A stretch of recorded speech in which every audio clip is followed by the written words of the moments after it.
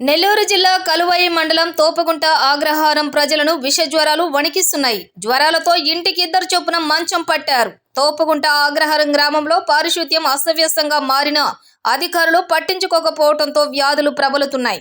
విష జ్వరాలు భయపడుతుండటంతో ప్రజలు ఆందోళన చెందుతున్నారు. గ్రామంలో పారిశుద్ధ్యం అస్తవ్యస్తంగా మారింది. దీంతో దోమలు స్వైర విహారం చేస్తున్నాయి. దీంతో గత 10 రోజులుగా ప్రజలు జ్వరాల బారిన పడుతున్నారు. కొంతమందికి ప్లేట్లెట్లు పడిపోయి నీరసించిపోయారు. గ్రామంలో దోమల ఉత్పత్తి కేంద్రాలుగా మారాయి. ఆయా ప్రాంతాలలో ఓపెన్ స్థలాలు, మురికి కాలువలు, కుంటలు, పేడ దిబ్బలు ఉన్నాయి. కాలనీలో ఎక్కడ చూసినా చెత్త కుప్పలు, మురికి కాలువలైతే అధ్వానంగా దర్శనమిస్తున్నాయి. దీంతో దోమలు స్వైర విహారం చేస్తూ ప్రజలను వ్యాధుల బారిన పడేస్తున్నాయి. ఇంత జరుగుతున్న వైద్య ఆరోగ్య శాఖ అధికారులు ఇప్పటికీ ఒక్కసారి కూడా మెడికల్ క్యాంపు నిర్వహించలేదు. దీనిపై పంచాయతీ సెక్రటరీని వివరణ కోరగా ఇప్పటికీ పలుసార్లు బ్లీచింగ్ చల్లడం, ఫ్యాగింగ్ చేయించి స్ప్రేయింగ్ చేయించామని తెలిపారు.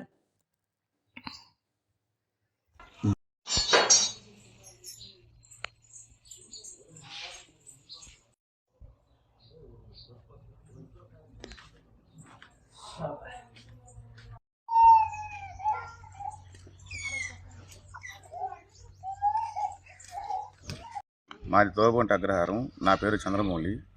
ఈ తోపగుంట అగ్రహారంలోని ఎస్టీ కాలనీలోని కనీసం 150 కుటుంబాలుంటే కుటుంబానికి ఇద్దరు చొప్పున ఒక్కొక్క ఇంట్లో మొత్తానికి విష జ్వరాలు ప్రబలించి డెంగ్యూ కానీ టైఫాయిడ్ కానీ ఈ దోమల వల్ల ఈ పారిశుద్ధ్యం సరిగా లేక ఇబ్బంది పడుతుంటే ఇవి వైద్యాధికారులు కానీ పంచాయతీ సిబ్బంది కానీ దీన్ని పట్టించుకున్న నాదులు లేక కొంతమంది ఇప్పుడు ప్రస్తుతానికైతే ఒక 10-15 మంది నెల్లూరు హాస్పిటల్లో కొలవ ఎస్టీలు చూపించుకోలేని పరిస్థితుల్లో మంచాన పడి కొంతమంది ఇబ్బంది పడుతున్నారు.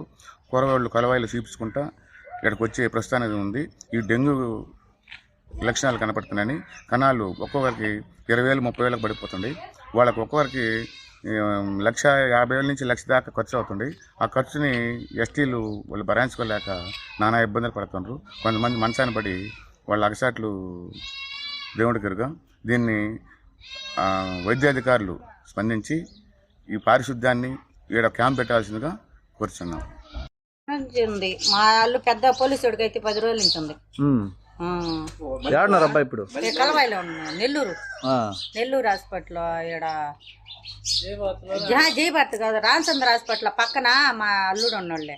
ఆ హాస్పిటల్ చేరండు. ఏమైంది? జ్వరం కన్నాలు తగ్గిపోయి 130-30కి వచ్చింది. ఇంట్లో ఎన్ని మంది కూడా? పెద్దల్లుడికి, చిన్నల్లుడికి, మనవరాలకి, మా వదినికి,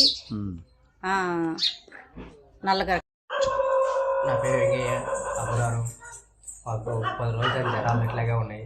మమ్మల్ని ఎవరు పట్టించుకోలేదు. జ్వరాలు ఎక్కువైపోయాయి. మా ఇంట్లో అందరికీ ఉన్నాయి. జ్వరం వస్తే ఏ విధంగా ఉంది? కాళ్ళు నొప్పులు, ఒళ్ళు నొప్పులు ఎక్కువైపోతుంది. మీ ఊర్లో ఎవరైనా హాస్పిటల్లో నెల్లూరు పోయినారా?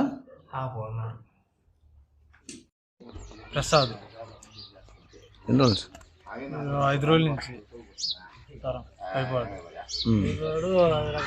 రక్త కణాలు తగ్గి 5 రోజులు తిరుగుతా ఉన్నాం. ఇక్కడ హాస్పిటల్ ఎవరైనా వచ్చారు? డాక్టర్లు, నర్సులు ఎవరైనా వచ్చారా? నేనే పోయి హాస్పిటల్ ఎట్లా జ్వరాలు, నొప్పులు ఏమైనా ఉన్నాయా? కాళ్ళు నొప్పులు, కళ్ళు మంటలు, తలకాయ నొప్పి, జ్వరం, చలితో వస్తుంది. నా పేరు పుల్లయ్య, తోబుంట అగ్రహారం కాలనీ. మాకు ఇక్కడికి వచ్చి ప్రెసిడెంట్ వాళ్ళు కానీ ఎవరు కూడా ఇక్కడికి రాలా. మాకు బీసింగ్ చల్ల, మాకు మురుగు గుంటలు పక్కనే ఉన్నాయి. ఆ పైప్ పగిలిపోయినా కానీ పైప్ గురించి కూడా పట్టించుకోలేదు. మాకు పంచాయతీ వాళ్ళే రాలా, అసలు ఇప్పటికి అధికారులు కూడా ఎవరు రాలా, డాక్టర్లు కూడా ఎవరు రాలా. మాకు ఆడికి వచ్చి చూపించిన వాళ్ళు. అది మా పరిస్థితి. ఎన్ని రోజుల నుంచి జ్వరాలు? 15 రోజుల నుంచి. ఎంతమందికి ఉన్నాయి ఊళ్ళో? 40 మంది దాకా ఉన్నాయి. జ్వరం వచ్చిన వాళ్ళకి ఎట్టుంది? కాలు చేతలు చలి, మామూలుగా చలితో వస్తుంది. కాలు చేతలు వచ్చినాక చలితో వస్తుంది జ్వరాలు. కణాలు కూడా తగ్గుతున్నాయి ఎక్కువగా. ఇందువల్ల ఏమో మాకు తెలియకపోయా. మేము డాక్టర్ కాడికి పోతా ఉంటే చూపించుకుంటా ఉంటే మా కాళ్ళు లేకపోయా. ఆ పరిస్థితులు ఎవరు చూసుకోవాలి?